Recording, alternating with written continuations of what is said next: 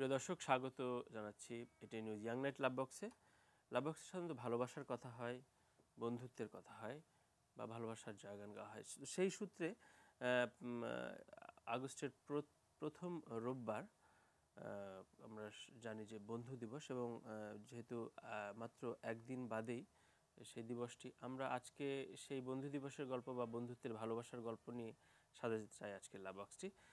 আর আজকে সেই হিসেবে অতিথি হয়ে এসছেন যিনি, তার সাথে আমার পরিচয় সূত্র প্রায় 1.5 যুগ। আমি যখন সাংবাদিকতায় তার সুর গানে আমি মুগ্ধ হয়ে তার বাসায় গিয়েছি, একসাথে আড্ডা দিয়েছি। তিনি আমার বড় ভাই, বন্ধু, ভালোবাসার মানুষ। এসআই সুমন এদেশের অত্যন্ত গুণী একজন মিউজিশিয়ান, কণ্ঠশিল্পী, সঙ্গীত পরিচালক। কেমন আছেন? অনেক ভালো আছি, তুমি কেমন আছো? অনেকদিন পর আমার শোতে, এবং ফার্স্ট টাইম আমি অনার্ড, এবং এটি ইয়াং নাইট লাভ বক্সে স্বাগত। আমি যেহেতু আজকে বন্ধু দিবস উপলক্ষে একটু সাজাতে চাই সুমন ভাই, যদি একটু শুনি যে আপনার বন্ধু সংখ্যা বা একদম ক্লোজ, যার সাথে আপনি অনেক কিছু শেয়ার করেছেন, অনেক কিছু জমা রেখেছেন, এরকম বন্ধুর এক নামটি শুনে আমি আসলে আপনার আলাপে যেতে চাই। আমার সেই বন্ধুটির নাম হচ্ছে সিজান। সিজান, আচ্ছা, উনি বাংলাদেশে থাকেন? নো, কি উনি করেন? আমেরিকায় থাকে। আচ্ছা আচ্ছা। সিজান আমার এতই ক্লোজ একটি ফ্রেন্ড যে ও আমার কীরকম ফ্রেন্ড অ্যাকচুয়ালি আমি বলে বোঝাতে পারবো না। আচ্ছা আচ্ছা। এবং গত বছরের এই বন্ধুত্বের সম্পর্ক খুব বেশি না, কিন্তু আচ্ছা আচ্ছা, খুব বেশি না, বাট সময় দিয়ে আসলে বন্ধুত্বের এক্স্যাক্টলি সময় দিয়ে বন্ধুত্বকে আসলে ধরে রাখা যায় না অথবা টিকিয়ে রাখা যায় না এটা।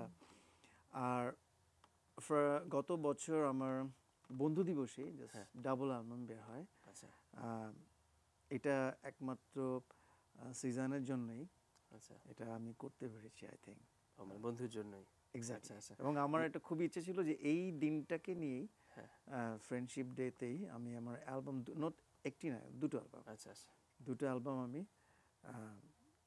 আনবো। এবং নিশ্চয়ই আমেরিকার প্রবাসীরা দেখছেন এবং আপনার বন্ধুটি দেখতে পারেন, কিংবা আপনি পরবর্তীতে এটি নিউজের এই ইউটিউব লিঙ্কটি আপনার বন্ধুকে উৎসর্গ করতে পারেন। তো কথা আরো অনেক জমা রয়েছে, একটু বন্ধুকে নিয়ে একটু 2 লাইন একটু শুনি না, গিটারটা বন্ধুকে নিয়ে। ওকে, চমৎকার লাগছে, শুনি। এই গানটি বেসিক্যালি আমি আমার বন্ধুর ছেলেকে ডেডিকেট করেছিলাম। এই গানটি ও আমার বন্ধু। আচ্ছা, আধার পোকা এই গানটি না শুনলেও ঘুমাতো না। তো এটি আমার একটি টাইটেল নাম্বার, আধার পোকা অ্যালবামের এই গানটি। এটা গাই, এরপর আবার বন্ধু যেটা সেটা আমি পরে করবো।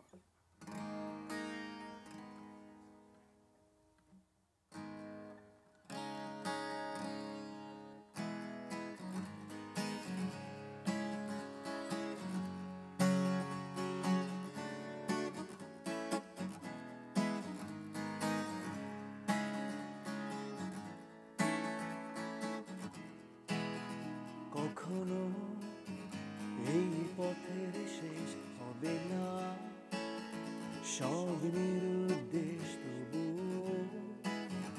আমি পথ চলি আজ রাতে। কখনো এই পথের শেষ হবে না, সব নিরুদ্দেশ তবু আমি পথ চলি আজ রাতে। দীপ নিভেছে অন্ধকারে, সব চাওয়া কি পায়, সবারতে আধার পোকা তোমার কথা কয়। দীপ নিভেছে অন্ধকারে, সব চাওয়া কি পায়, সবারতে আধার পোকা তোমার কথা কয়। বিগ ক্ল্যাপস যারা দেখছেন নিশ্চয়ই খালি দিচ্ছেন। এবার একটু শুন ভাই, আসি যে আপনি বন্ধুত্বের সংজ্ঞাটা কিভাবে বাঁধেন, যে অন্য সংজ্ঞা থেকে, প্রেমিক প্রেমিকা বা অন্য কলিগস বা সব থেকে কিভাবে আলাদা করা যায়, বা বন্ধু মানেটাকে আপনার জীবনে? বন্ধু মানে সবকিছু, বন্ধুর সাথে আসলে সবকিছু শেয়ার করা যায়। আর একজন হাজব্যান্ডও বন্ধু হতে পারে, একজন ওয়াইফও বন্ধু হতে পারে। আহ, আসলে বন্ধুত্বটা বিশাল।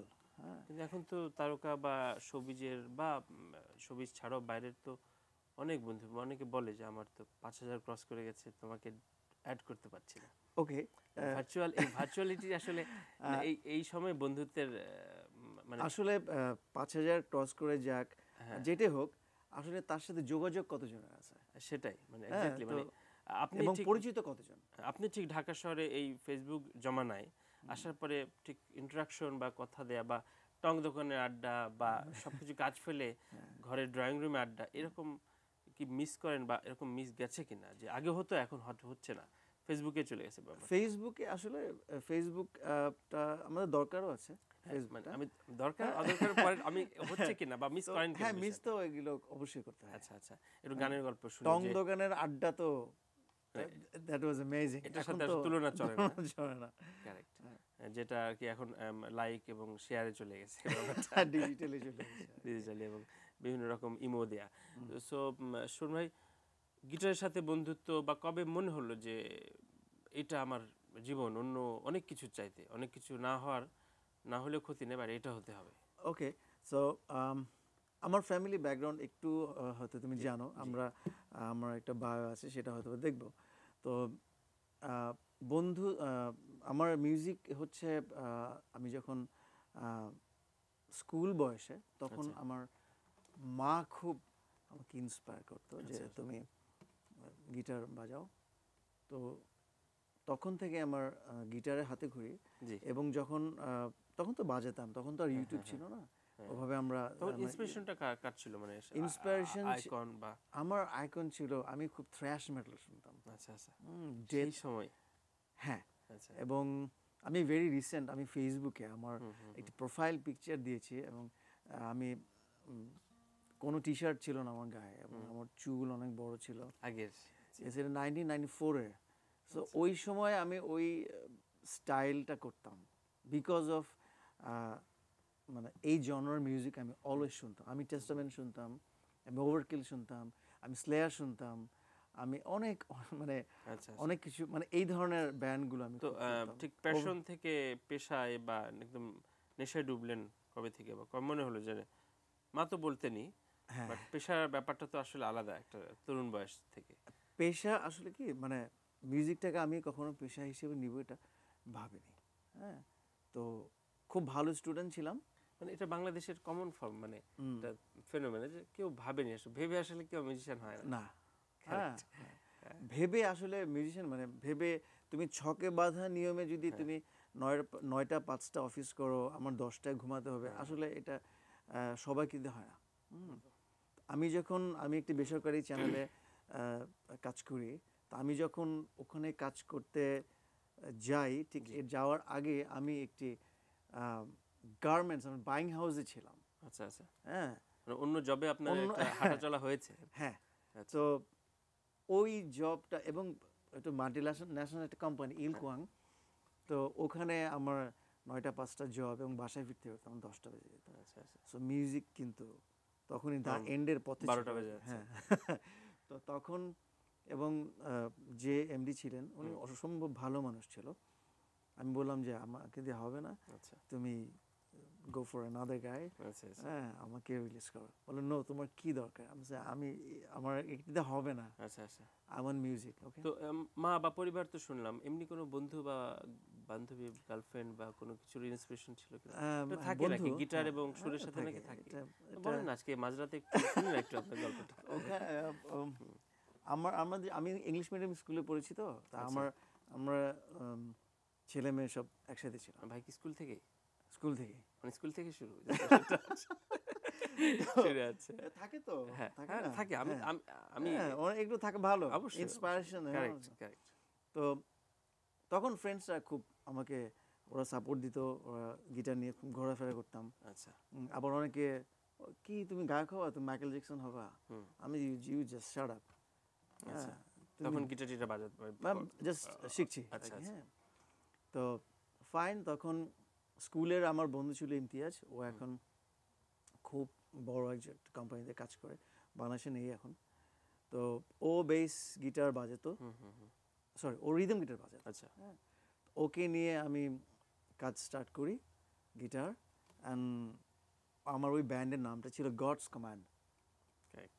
হ্যাঁ, এবং তখন আমি সব ইংরেজি গান কভার করতাম, হ্যাঁ, এবং বাংলা কোনো গান করতাম না। এবং আমার ইচ্ছে ছিল যে আমি ইংলিশ অ্যালবাম করব, আচ্ছা।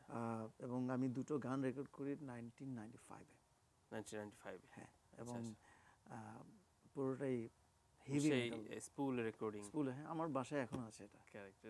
এটা এ সময়ের যারা ইডিএম করছেন তারা নিশ্চয়ই না, বোঝার উপায় নেই। 1 আচ্ছা। ইঞ্চি স্কুল ছিল, হ্যাঁ। এবং এটা সিম্ফনি স্টুডিও ছিল, হাফিজ আঙ্কেলের, আমার বাবার বন্ধু, পল্টন ছিল। ওখানে আরেকটা রেকর্ডিং করি অরবিট স্টুডিও, ওটাও পল্টনে। That was amazing time. History. তো আপনি এখন শুনুন ভাই, এখন অনেক লিজেন্ডারি মিউজিশিয়ানসদের সাথে কাজ করছেন এবং আপনি নিজেও অনেক দিন ধরে বিলং করছেন এই ইন্ডাস্ট্রিতে। আপনার কাছে কি মনে হয় মিউজিশিয়ান পরিচয়টা বা মিউজিক লাভার বা মিউজিকের অবস্থানটা বাংলাদেশে বা বাংলাদেশ সামাজিক প্রেক্ষাপটে, পারিবারিক জায়গায় বা বিয়ের ক্ষেত্রে বা ভাড়াটিয়ার ক্ষেত্রে অ্যাজ এ পারিপার্শ্বিকতায় আসলে কি অবস্থা আছে? মানে মিউজিক করে যে আমরা এটাকে যে প্রফেশনালিজম একটা ব্যাপার থাকে, সেটা মিউজিক করছো, আচ্ছা আর কি করো, মানে ব্যাপারটা এক্স্যাক্টলি এটা এখনো আমাদের বাংলাদেশে এটা ঠিক হয়ে ওঠেনি। যে ছেলে কি করে, মিউজিক করে, ও মেয়ে এটা হবে না, এটা ছেলে কি করে, ও ডাক্তার, ও আচ্ছা ও ইঞ্জিনিয়ার, ওকে দেখো। এটা আমার মনে হয় যে এই ধারণাটা সবার মানে বোঝা উচিত, ত্যাগ করা উচিত। বিকজ অফ আমাদের বাংলাদেশে এমন আইকন আছে, মিউজিশিয়ান আছে, সিঙ্গার আছে, হিউজ। আর আপনাকে যদি একটা লিস্ট বা একটা হট লিস্ট করতে বলা হয় তিনজনের, সেক্ষেত্রে আপনার কাছে আইকনিক মিউজিশিয়ান বাংলাদেশের তিনজন কে?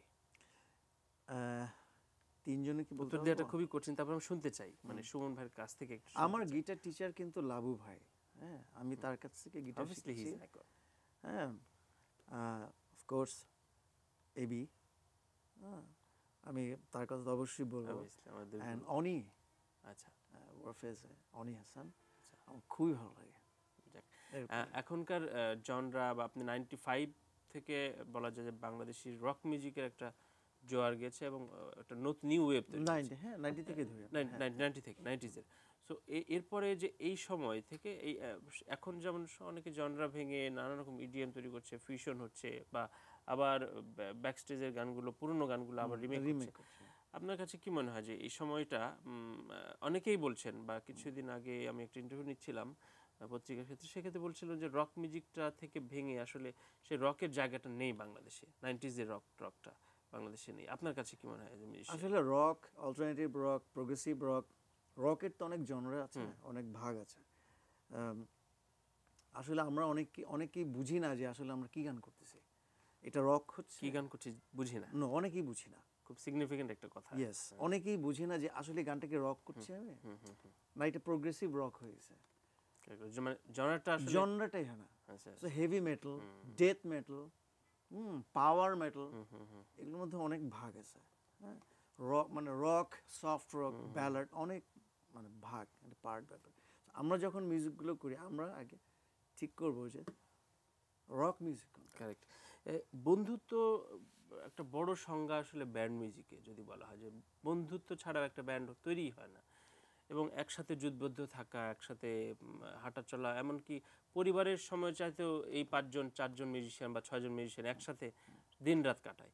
তো সেই ক্ষেত্রে ফ্রাস্ট্রেশনের কথা কিন্তু 90s-এ শোনা যেত না। মানাম ভাই ছেলের যে ঘটনাটা মানে খুব মানে শকিং, কিছুদিন আগে রিসিলা নামে একজন খুব প্রমিজিং একজন মডেল সুইসাইডাল এক বিষয় চলে আসছে। তো আমরা কি বন্ধুহীন হয়ে পড়ছি কিনা, মানে ফ্রাস্ট্রেশন জায়গাটা কি এখানে কিনা, শেয়ার করার কিছু নাই বা সলিউশনের কিছু নাই? আপনার আমরা আসলে কি বন্ধুটাকে অনেক মানে এখন আমার মনে হচ্ছে যে এই সিনারিওগুলো দেখে অনেক মিসইউজ করতেছে আমরা আমাদের সময়টাকে। কারণ আগে যে বন্ধুত্ব ব্যাপারটা বললো যে মিউজিকে আমরা যেরকম সাপোর্ট, এবং সে আমি একটা গানের কথা বলতে পারি, এটা আমি পার্থদার কাছ থেকে শুনেছি, যে একদিন ঘুম ভাঙা শহর, ইটস ওয়ান্ডারফুল একটা ট্র্যাক, এবং 100 ইয়ার্স। হ্যাঁ, বড় হয়েছে শুনে শুনে। ইয়েস, হ্যাঁ। তো এই গানের যে কি কি লাইনটা, হুম, সেটা পার্থদা করেছে, এটা আমরা জানি না। আচ্ছা আচ্ছা আচ্ছা এটা যে কোনো এক জার্নিতে, এটা তার করা। আচ্ছা আচ্ছা, মানে তুমি দেখো যে ফ্রেন্ডশিপ, কারেক্ট, হ্যাঁ, এবং এমন মানে একটা গান, বন্ডিংটা, হ্যাঁ বন্ডিং, এমন একটা গান হলো যেটা 100 কি মানে আমরা তো মানে এত অনেক মানে শুনে এইসব গান বড় হলাম, তাই না, বাংলাদেশে। এবং এটা আমার 100 প্রশ্ন 200 সেখানে যে 90s কিন্তু এই ধরনের গল্প তেমন একটা শোনা যেত না, যে মানে একটা ব্যান্ড মিউজিশিয়ান সুইসাইড করেছে, সুইসাইডের পরে তো আর কিছু থাকে না, মানে নিজের কাছে নিজে আমার মনে পরাজিত হয় এটা হয়ে একটা যাওয়া। ফ্যাশন হয়ে গেছে।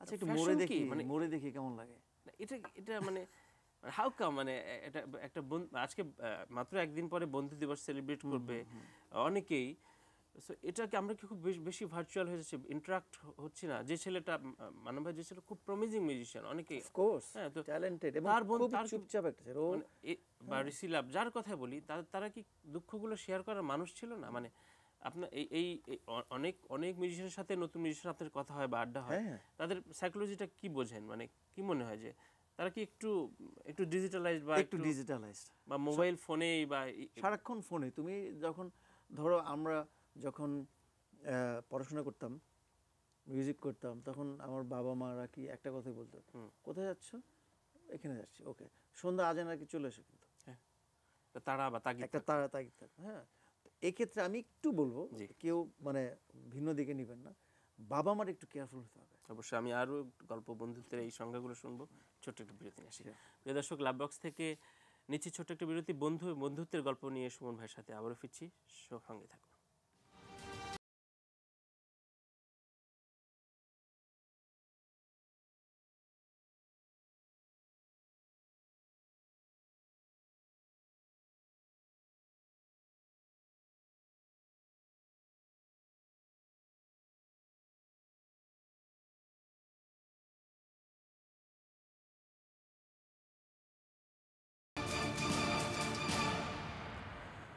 প্রিয় দর্শক, স্বাগত আরেকবার ইয়াং নাইট লাভ বক্সে। আমি তানভীর তারেক এবং কথা হচ্ছে বন্ধু নিয়ে, বন্ধুত্বের গল্প নিয়ে কথা বলছেন এস এস সুমন।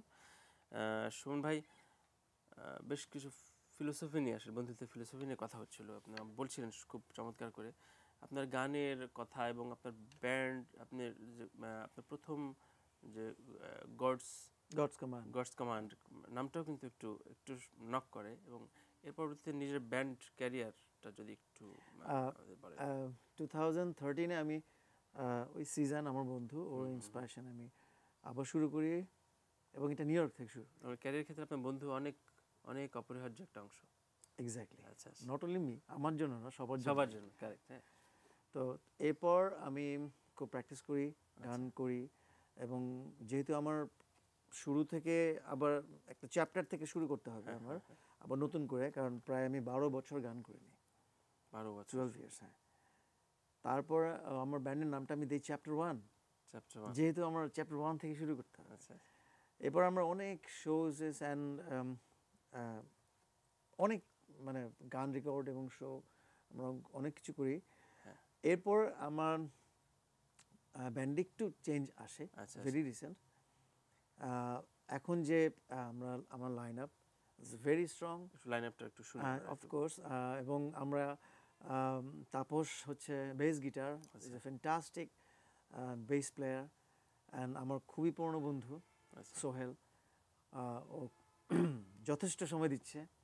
এবং আরেক বন্ধু, ওর নাম সুমন, ওর নামও সুমন, আমাকে খুবই সময় দিচ্ছে, এবং ওরা আমাকে খুব, আর বন্ধুত্বের রসায়ন আসলে গাঢ় না হলে ব্যান্ডটা নো নো, আর ব্যান্ড বিলং করা সম্ভব হয় না। টিমওয়ার্ক, এবং আমরা এমন একটা গান নিয়ে আগাচ্ছি, এটা তাপসেরই গানটা, এবং আমরা ব্যান্ড সবাই মিলে কাজটা করছি। আচ্ছা, লারে লাপ্পা, লারে লাপ্পা, ইয়েস।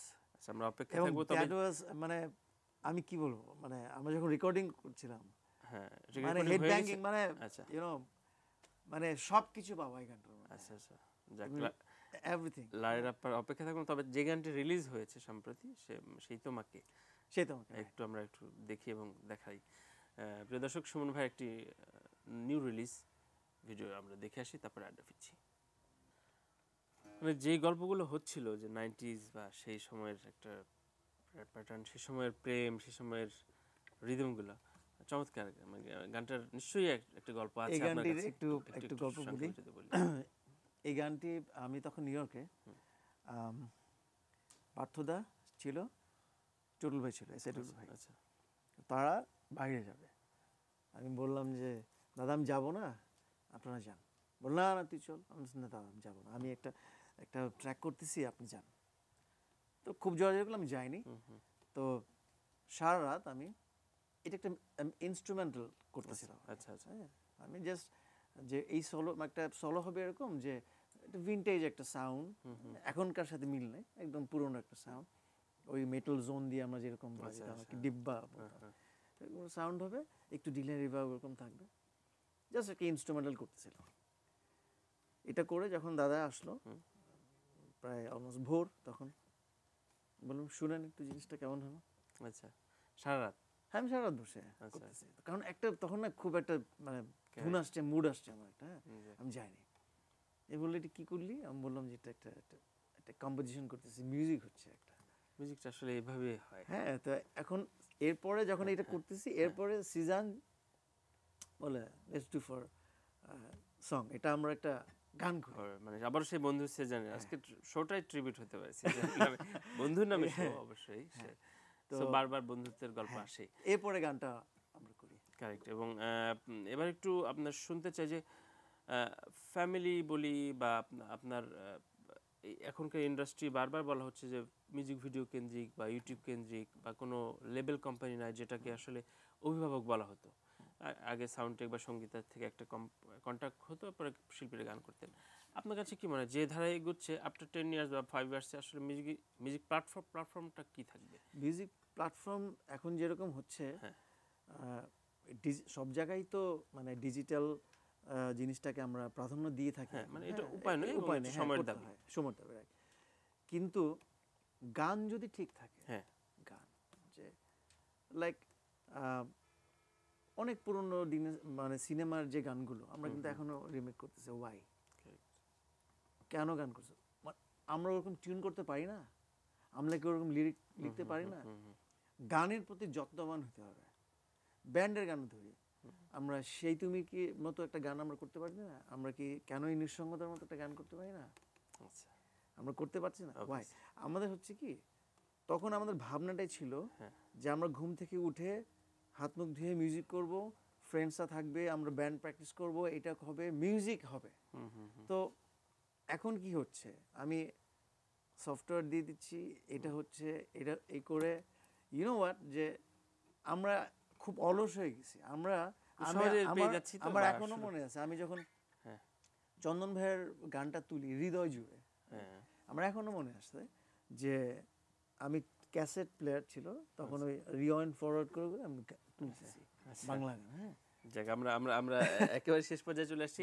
একটা ছোট কমেন্ট আমার খুব নিতে ইচ্ছা করছে আপনার কাছ থেকে, যে টপ লিডিং মিউজিশিয়ানসরা যখন ধরেন হাবিবের কথা ধরা যাক বা তাহসানের জীবনের যে বিচ্ছেদের ঘটনা, সব কিছু মিলিয়ে যখন এটা ভক্ত বা ইন্ডাস্ট্রির উপরে তো একটা প্রভাব ফেলে, তো আপনার কাছে কি মনে হয় যে একটু সেন্সর বা আমরা যখন টাইমলাইনে দেই বা যখন পাবলিকলি আসি তখন তাদের কথাবার্তা বা একটু, আপনার কাছে অবজারভেশনটা কি এই সবের? যেহেতু আপনি ইন্ডাস্ট্রিতে বিলং করেন, আমরা ইন্ডাস্ট্রিতে বিলং করছি, আপনাকেও নিশ্চয়ই পাড়া মহল্লায় বা গ্রামে গেলে বা শহরে বাইরে গেলে শুনতে হবে কি করছেন সেটা। এই মানে এই জিনিসগুলো একটু মানে পরিবার কেন্দ্রিক, তো আমাদের সবারই উচিত, আপনার বন্ধুরই তো সবাই এক্স্যাক্টলি, হ্যাঁ, একটু উচিত একটু রেস্ট্রিক্টেড করা, যে আমরা সবকিছু ওপেন না করি, আমরা নিজেরা আগে নিজেদের কিছুটা সলভ করি, সংযত হয়ে। বন্ধুত্বের গল্পে অনেক হচ্ছিল এবং আপনার বন্ধু সেজানকে স্যালুট, কারণ সেজান বারবার আসছিল, কারণ আপনার জীবন এবং আপনার ক্যারিয়ারে অনেকাংশে সেটা প্রভাব ফেলছে। তুমি যখন যাবা নিশ্চয়ই আমি আমি সেটা বলছিলাম, আমি অফিয়ারে হয়তো বলতাম যে ভাইয়ের সাথে দেখা করবো, যে একটা মানুষ কিভাবে এত ইন্সপিরেশন হয়। সো আমরা শেষ করি আপনার বন্ধুকে ডেডিকেট করি একটা গান। আসলে সব গানই তো বন্ধুকে ডেডিকেট করে, সবকিছু এখনকার মিউজিক। আমি দর্শকদের কাছে বিদায় নিয়ে আসি গানটা। প্রিয় দর্শক, বন্ধুত্বের গল্পে আসলে বিভিন্ন অনুষঙ্গ নিয়ে আজকে কথা বলছিলাম যে বন্ধুহীন হয়ে পড়লে কি আসলে সুইসাইডে চলে যায় কিনা মানুষ, আসলে সুইসাইডের কোনো সংজ্ঞা বা কোনো সমাধান হতে পারে না। জীবন থাকে বাঁচার জন্য, বাঁচার আনন্দ, লড়াই, দুঃখ এর ভেতর দিয়ে আসলে পরাজিত হয়ে গেলে তো হয়ে গেলাম, তো এটার চেয়ে আসলে নিকৃষ্ট কোনো কিছু নেই। তো সেই পথ থেকে ফেরাবে বন্ধু দিবসের এই হোক প্রত্যয়, সকল বন্ধু বন্ধুকে জানাক যে যে কোনো কিছুতে তো আমরা আছি, আমরা থাকি, হেরে যাওয়ার জন্য জীবন না। আমরা সুমন ভাইয়ের গান নিয়ে আজকে শেষ করব। ওকে, আমি এটা কভার করি জাস্ট Please, শর্ট, হ্যাঁ, please. 2 line.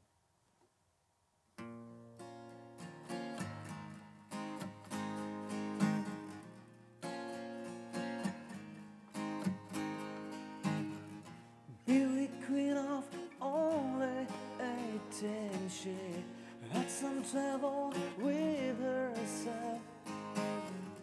He was always there to help her. She always belonged to someone else. I drive for miles and miles and wandered at your door.